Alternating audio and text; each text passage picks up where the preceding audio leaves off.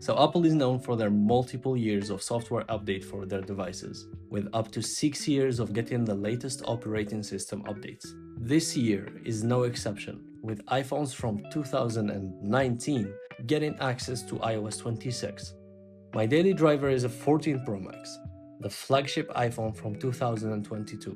I have been testing iOS 26 for almost 2 months, and I have some thoughts. iOS 26 looks stunning from a design standpoint.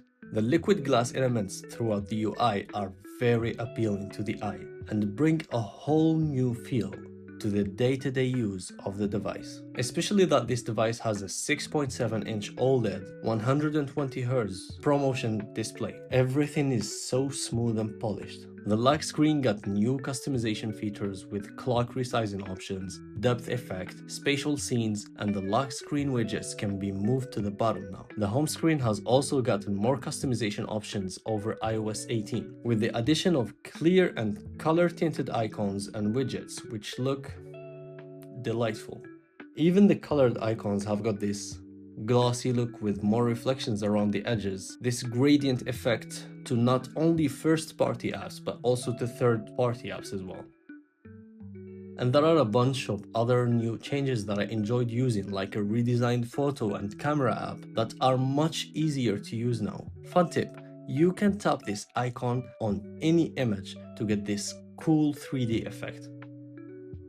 The option to set a callback reminder in the phone app, hold assist detection, and call screening. The redesigned Messages app with chat wallpapers, spam folder, and the redesigned Apple Music interface is so cool. Sleep score on the Health app is also here if you're using any sleep tracker that synchronizes with Apple Health. And all of these features work perfectly on the 14 Pro Max. Sure, there are some minor bugs here and there, but there should be fixes coming up in the future updates. So what are you missing out on? Well, for now, the only features that the iPhone 14 Pro Max or an older model won't get are those related to Apple Intelligence. And there isn't much for now. Visual Intelligence gives you the ability to search the web for anything on your screenshots. Adaptive Power Mode, which apparently helps you get better battery life. More on that in a second. Live translation in text messages, phone calls, or with supported AirPods will require an Apple Intelligence enabled device. So unless you need any of these features, you're basically not missing out on anything.